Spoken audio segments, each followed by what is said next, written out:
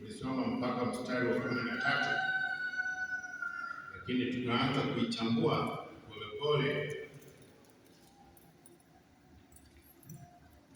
tukafika mstari wa 3, na hatuwezi kumaliza kwa sababu hatuna wakati wa kutosha, na tuko na ibada na mambo mengine mengi ambayo yatakana yafanyike leo. Neno la Mungu wakati tunajifundisha, ni vizuri sana kujifundisha neno la Mungu na kulifahamu neno la Mungu na kujua linazungumza juu yako. Alizungumza kwa mtu mwingine, uchukue hili neno liwe lako. Wanafundisha kila wakati.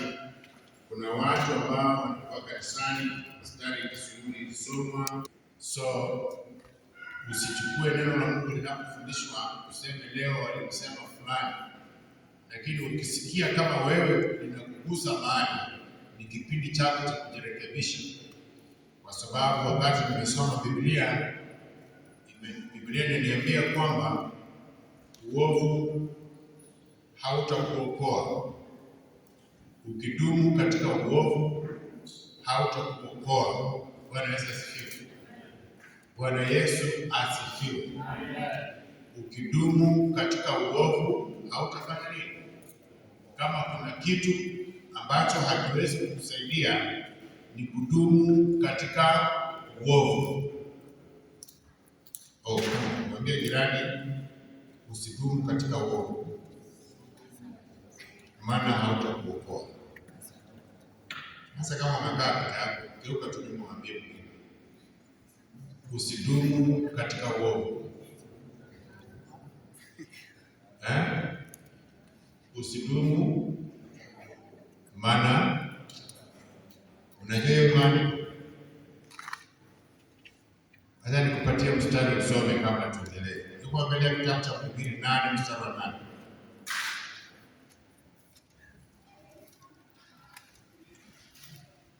Mhubiri 8 mstari ya siku ya kufa, wala hakuna kuruhusiwa katika vita vile, si ndio? Alafu inasemaje hapo mstari wa mwisho? Wala uovu utakuokoa ama hautakuokoa? Hautamuokoa yule aliyeuzoea. Inakwambia nini mstari? Usizoee uovu. Kikundi cha uovu toka ndani, mwisho yake Biblia inaendelea kusema ni wazimu. Yaani tunasema tu vibaya kwa hiyo ni wazimu. Bwana asifiwe. Ni nini jamani?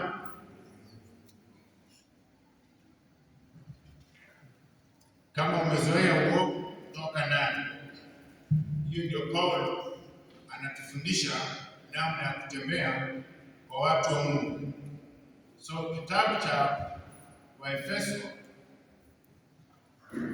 3 mstari wa kwanza anaanza na kusema, kwa sababu hiyo mimi Paulo ni mfungwa wake Kristo Yesu kwa ajili yenu ninyi mataifa, ikiwa mmesikia habari ya uwakili wa neema ya Mungu iliyopewa kwa ajili yenu, ya kwamba kwa kufunuliwa na nijulishwe siri hii, kama nilivyotangulia kuandika kwa maneno machache. Kwa hayo niyasomapo mtaweza kutambua ufahamu wangu katika siri yake Kristo. Siri hiyo hawakujulishwa wanadamu katika vizazi vingine, kama walivyofunuliwa mitume wake watakatifu na manabii zamani hizi katika Roho, ya kwamba mataifa ni warithi pamoja nasi wa urithi mmoja na wa mwili mmoja, na washiriki pamoja nasi wa ahadi yake iliyo katika Kristo Yesu kwa njia ya Injili. Haleluya. Injili hiyo ambayo nalifanywa mhudumu kwa kadri ya kipawa cha neema ya Mungu iliyopewa kwa kadri ya utendaji wa uweza wake. Mimi niliye mdogo kuliko yeye aliye mdogo wa watakatifu wote, nalipewa neema hii ya kuwahubiri mataifa utajiri wake Kristo usiopimika, na kuangaza watu wote wajue habari za madaraka ya siri hiyo ambayo tangu zamani zote ilistirika katika Mungu aliyeviumba vitu vyote. Bwana asifiwe. Bwana Yesu asifiwe. Amen. Ili sasa kwa njia ya kanisa hekima ya Mungu iliyo ya namna nyingi ijulikane na falme na mamlaka katika ulimwengu wa roho, kwa kadri ya kusudi la milele alilolikusudia katika Kristo Yesu Bwana wetu. Katika yeye tunao ujasiri na uwezo wa kukaribia katika tumaini kwa njia ya kumwamini. Basi naomba msikate tamaa kwa sababu ya dhiki zangu kwa ajili yenu zilizo utukufu kwenu. Paulo anatuambia tujue kwamba amefanyika mfungwa wa Kristo Yesu. Paulo amefanyika mfungwa wa Kristo Yesu, na si kwamba amefanya dhambi nyingine yoyote. Amefanywa mfungwa ili kutufunulia siri iliyostirika ambayo waliotutangulia hawakuwa wamefunuliwa zamani hizo, lakini zamani kwa wakati huu imefunuliwa katika Kristo Yesu. Paulo anasema kwamba mimi na wewe mambo yetu yanafanyika ndani ya Kristo Yesu. Tumepatanishwa, na hii maneno haiwezi kuijua mpaka umekaa chini umesoma neno la Mungu. Kama hujasoma neno la Mungu, inaendelea kufitirika kwako. Kufitirika ni kama neno ambalo limejificha huoni, na ndio sababu watu wengi wako katika giza, hawaoni. Neno la Mungu limestirika ndani mwao na wanafanya vitu vyao tu.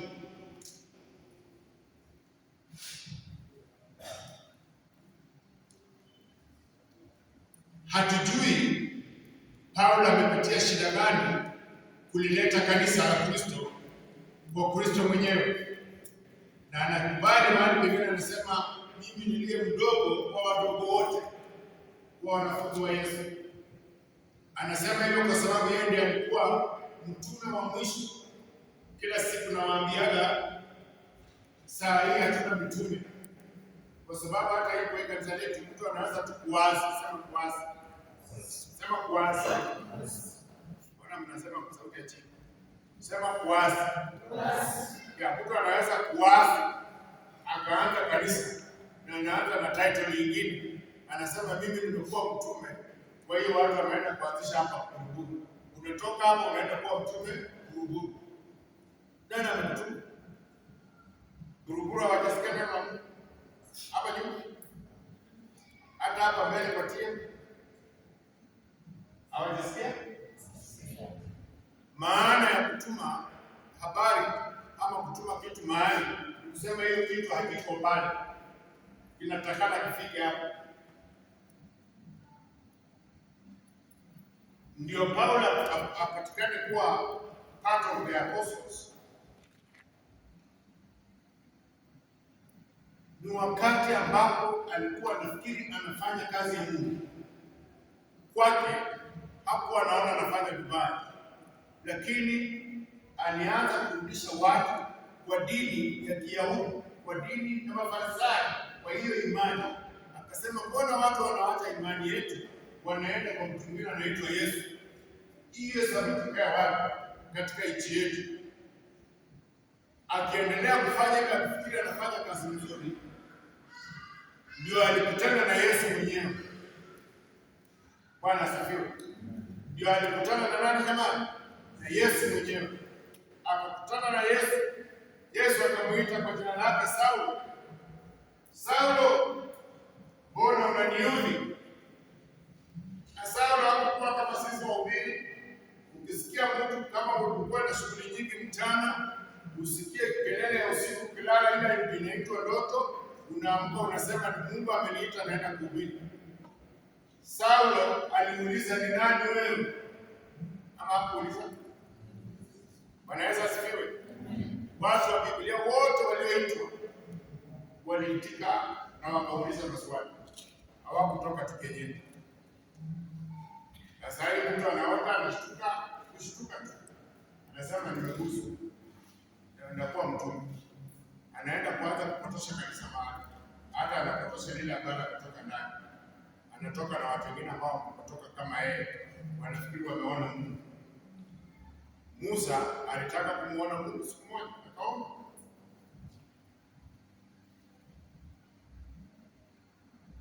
Umenituma ni vizuri, naomba nikuone. Mungu akamwambia, huwezi kuniona, na ukiniona hautaishi.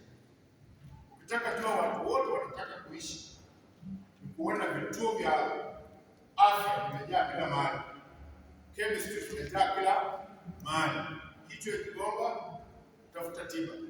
Mguu, tafuta tiba. Gongo, hivyo hivyo. Watu wanataka kuishi. Musa akataka kuishi, hakurudi kuomba ombi tena, akakaa kuona Mungu. Maana Mungu akamwambia, na ukiniona hapa urudi. Kwa sababu Bwana anataka kurudi. Bwana asifiwe. Huyu muungwana alikutana na Yesu wakati Yesu alikuwa amepaa. Hakuwa duniani akitembea, alikuwa anatembea na wanafunzi. Na akamuuliza, wewe ni nani? Akamwambia, ni mimi Bwana wako ambaye unajua. Simama sasa uende mahali fulani, utakutana na fulani atafanya ABCD. Ndio sababu Saulo analiacha jina la Saulo, anapata jina mpya, jina la Paulo, na anafanyika mtume kupeleka habari ambazo tangu Yesu afe na afufuke na apae amemtokea tena. So he qualified to be an apostle kwa sababu akikutana naye na ameongea naye na ametokea kuandika vitabu vingi katika Biblia kuliko wale wengine wote. Bwana asifiwe. Anaambia kanisa la Efeso, nimefanyika mfungwa kwa ajili yenu kuieneza injili ya Kristo Yesu.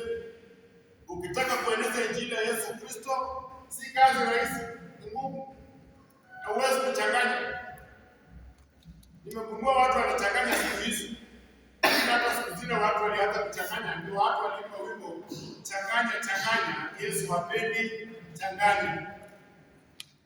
Usifikirie mtu alikuwa na kipawa cha kutunga wimbo huo. Ni message Mungu alitaka watu waelewe. Huwezi kumtumikia na kuchanganya. Ameandika mahali pengine, huwezi kuwatumikia mabwana wawili kwa wakati mmoja. Utampendeza huyu, umchukize huyu. Utamchukiza huyu, utampendeza huyu, umchukize huyu. So wakati unapotaka kumtumikia Mungu, kuwa kama Paulo, uwe mfungwa wa Injili. Uwe mfungwa wa nini jamani? Wa Injili. Uwe mfungwa wa neno la Mungu. Uwe na mzigo kama vile alivyokuwa na mzigo. Anafika mahali anasema, niko na mzigo wa kufanya hii kazi, kutangaza Injili ambayo ilikuwa imefichika kwa waliotutangulia.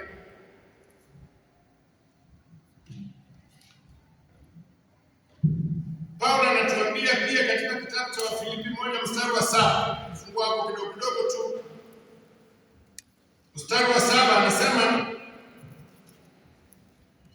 vile vile kama ilivyo wajibu wangu kufikiri haya juu yenu nyote, kwa sababu ninyi mumo moyoni mwangu, kwa kuwa katika kufungwa kwangu na katika kazi ya kuitetea Injili na kuidhibitisha, ninyi nyote mumeshirikiana nami neema hii. Paulo anajua, anakumbusha kanisa na kusema hii mahali ile taabu imempata. Hata sisi tunajua kwa nini anapata ile taabu. Anapata taabu kwa ajili ya kuitetea nini jamani? Injili ya Kristo Yesu. Na anasema kwamba katika hiyo kazi tulishirikiana naye. Kanisa lilishirikiana na Paulo kuitetea Injili. Alipata kila aina ya msaada aliyokuwa anataka ili aitetee Injili, mpaka wakubwa wakawa wanashika naye, ndio waliwaza kumshika na kumweka ndani. So kanisa likajua anawekwa ndani kwa ajili ya nini? Anawekwa ndani kwa sababu kanisa liko moyoni mwake.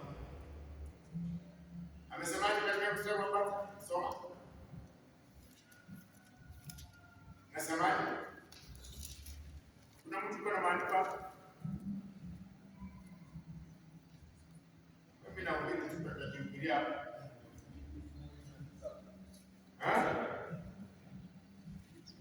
Wafilipi 1 hiyo mstari wa 7 amesemaje? Vile vile kama ilivyo nini jamani? Wajibu wangu.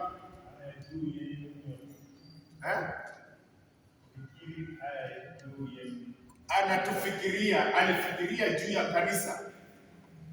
Kwa sababu ninyi mmo moyoni mwangu, kwa kuwa katika kufungwa kwangu na katika kazi ya kutetea Injili na kudhibitisha, ninyi nyote mmeshirikiana nami neema.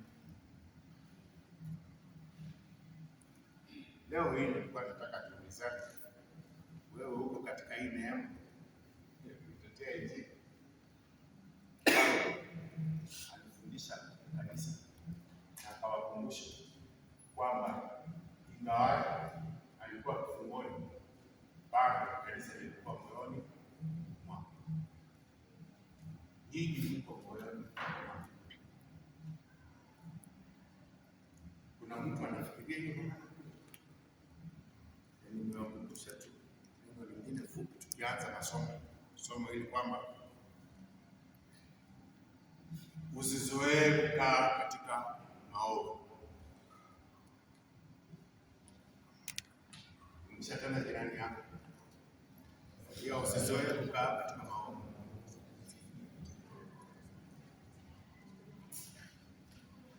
Unajua wengine hata waongei, nawaona hata kuona macho ya roho ilikuwa hata bora alikuwa anafikia kanisa, alikuwa mbali, aliwaambia nyinyi mko moyoni mwangu. Sasa kwa nafikiri sikuona, lakini huko moyoni mwangu nawaona. Bwana asifiwe. Usizoee kukaa kwa maovu. Kwa nini? Maovu hayatakuokoa. Ukikaa katika maovu hayatakuokoa. Anza kufanya kazi ya Injili, ukae moyoni mwa watakatifu, ukae moyoni mwa Yesu Kristo. Aseme hata wewe unashirikiana nami katika kazi. Na ni vizuri sana, sijui nyinyi, hili mimi husikia vizuri sana mtu akisema amefaulu kufanya kazi nzuri na mimi amenitambua, nimeshirikiana naye, hiyo kazi ifanye nini? Ifanye. Bwana asifiwe. Sijui wewe unasikiaje mtu akisema hii vitu vimeharibika, lakini wewe ulikuwa karibu naye. Hiyo ndio mimi nataka mtu azungumze kidogo. Swali langu nasema